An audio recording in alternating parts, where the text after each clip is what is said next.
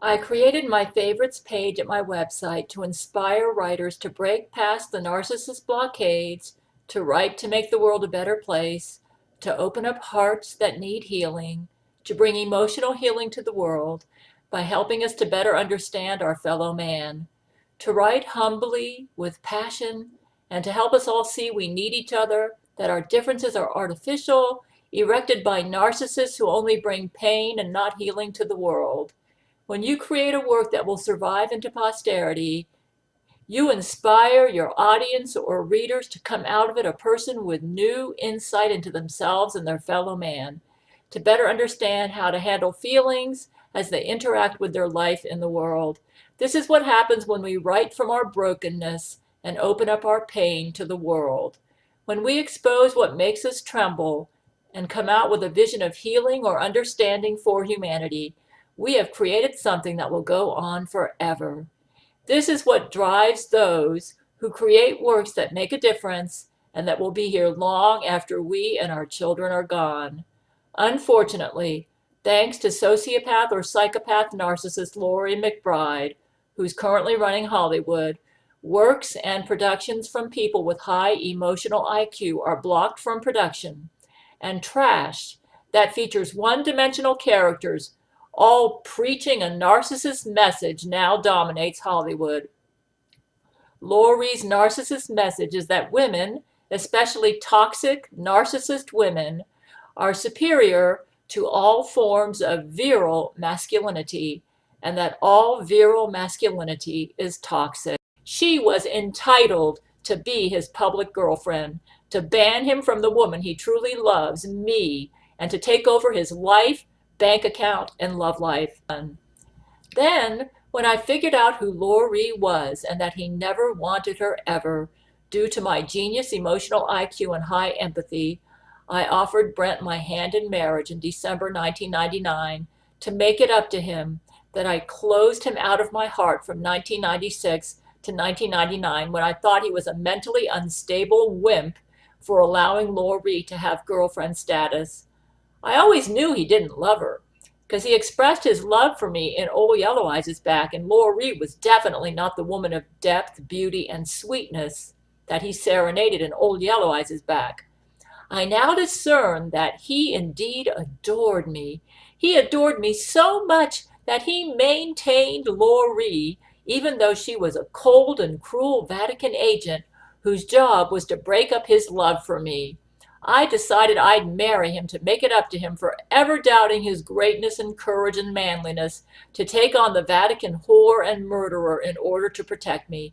Yes, I knew he did it all for me. He could have dumped her and allowed her to kill me if he did so, but no, he maintained her to protect me. He couldn't stand Loree, but he had to protect me from her.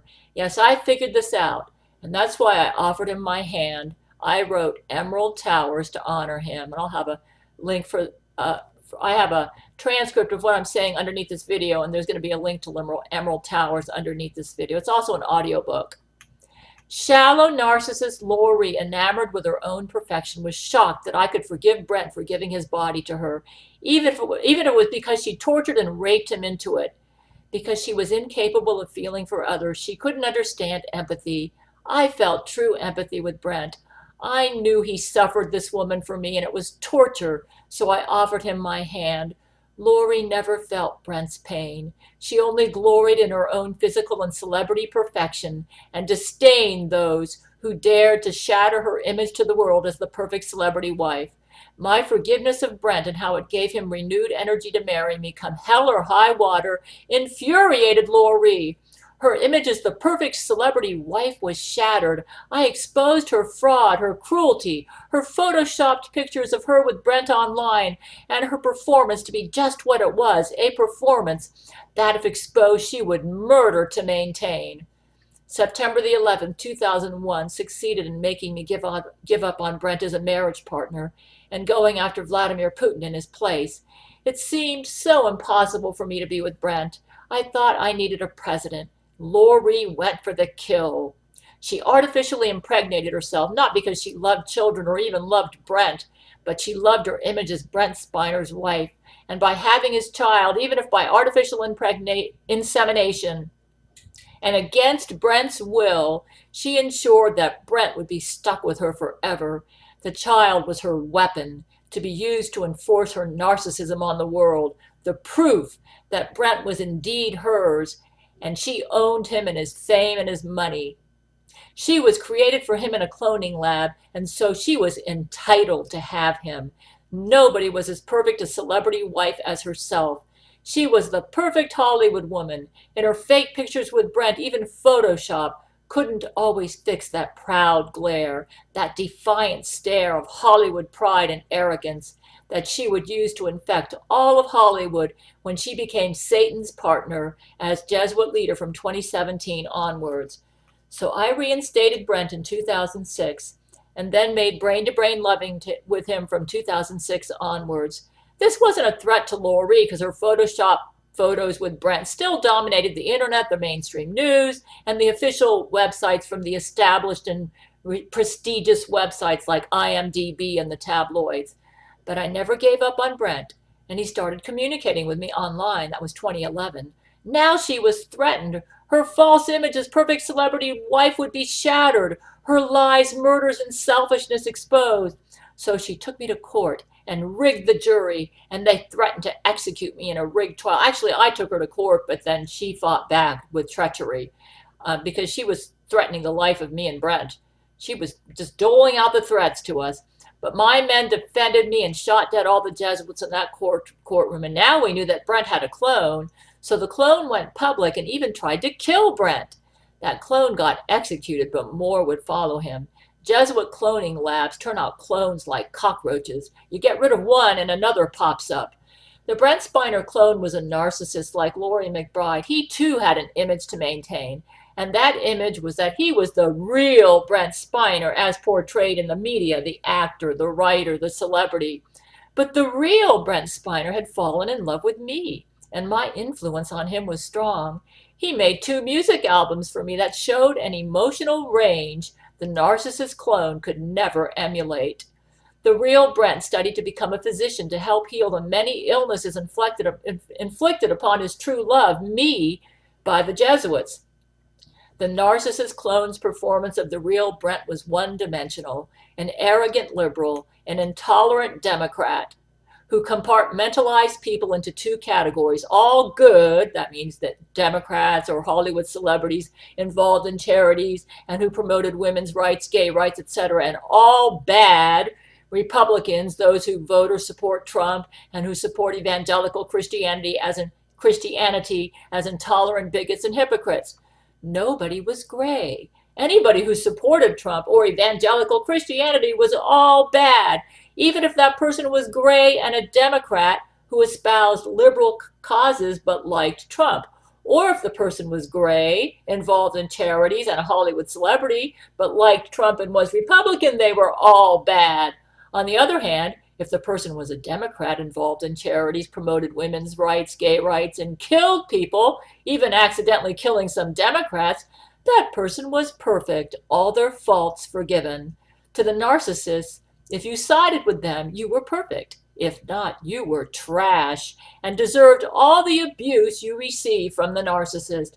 But the Brent clone and Loree McBride narcissist could never forgive Trump for anything. He was not entitled like them. He was trash and deserved narcissist abuse. Using projection, the narcissists actually saw their own narcissism and abuse in Trump and assigned to Trump all their evil qualities, which they were in denial about in themselves. All the narcissist's own sins were forgiven, and how dare anybody question their morality and righteousness? But anybody who liked Trump was Hitler, all evil, even if they behaved with class and respected the emotional boundaries of others. A narcissist was entitled to destroy the boundaries of others. Everybody existed to serve them, adore them, and honor their perfection. Anybody who refused was abused, maligned, lied about, and trampled on, murdered. Loree took over Hollywood and prided herself on being a Hollywood producer. She never took the time to learn the craft, but borrowed the talents of others and assigned them to herself. She churned out Hollywood productions that mirrored her heart, and Star Trek Discovery was born, with one-dimensional characters that preached messages of women's rights, disdain of masculinity and virility to the audience. It was a flop to everyone who could think, feel, and pondered over life. It only appealed to mindless robots who mirrored Loree's politically correct sermons to the world, that enforced her greatness in boring perfection, that appealed only to the arrogant, cold controllers who maintained their illusion of perfection before the world with mindless rage and furor. Those with empathy and emotional IQ found the productions boring, preachy, and lacking any theme that would resonate with their hearts. To compensate, Loree turned out more trash, took over more of Hollywood, turning it into a propaganda machine designed to shut out the hearts and minds and program people into conformity to narcissist shallowness, to turn off their brains and hearts and not allow hearts to interact with characters on the screen, but only to see themselves projected there in glorious and boring perfection, appealing only to those who see themselves in perfection on the screen with robot minds and hearts to emulate and to admire, drowning out greatness, depth, love, and vulnerability. Just a slideshow of characters on the stage, boring monotones before our eyes. Arrogant flashes of perfection, gleaming in toned bodies, coldly moving in perfection, to the tune of the taskmaster, the narcissist Loree McBride, moving her lifeless puppets across the stage, glorying in her illusion of self-perfection. Most of the world tunes her out. Loree's only fans are those like herself who see the world as black and white monotones on the stage, preaching sermons to those who clap with them. The brilliant cinematography impresses only those whose lives are black and white photographs slapped on the page in a mindless mirage of conformity to rigidity, drowning out the sounds, images, and movements of reality, so that the vulnerabilities and moving images with 3 dimensions, like the way the world really is, with a soul that is vivid and real to our hearts, that could transform us into deeper understandings, is nowhere to be found. All we're allowed to see are boring monotones, screaming conformity to the world, with the colors of truth and empathy banished into echoes of loneliness. The forbidden yearnings that no one's allowed to hear and experience are drowned out by rigidity, conformity, and the colder emotions of rage, anger, and arrogance. With warmth and colors all gone, black and white conformity smashed down our throats and applauded by the cowards, the traitors to authenticity and reality, whose hearts wouldn't dare feel or experience anything but their own glory, shoving their coldness and machinations down our throats, threatening death on those who dare to be real, vulnerable, and loving. To deny that her productions are lackluster, boring monotones on the screen, Loree rouses her followers to churn out reviews with adulation of her boring productions to maintain her illusion of celebrity perfection to the world. In the meanwhile, those writers and producers who dare produce anything that might outdo Loree's Hollywood garbage are blocked entrance, their screenplays rejected, their movies denied production, or if produced, relegated to no man's land. Ever the competitor, Loree and her narcissist Hollywood ensure her glory remains untarnished, and she blocks competitors from those who create things that matter, that inspire, that promote an understanding of our fellow man, that promote love and understanding, that expose real injustices, that move our hearts to greatness, courage, authenticity, vibrancy, to reveal vulnerabilities we all share and understand. Unless Loree learns to see herself honestly and owns up to her imperfections, she'll continue to destroy all that heals and that makes life worth living, and her Hollywood will only churn out unfeeling robots without a soul who drown out warmth and understanding with ice and murder.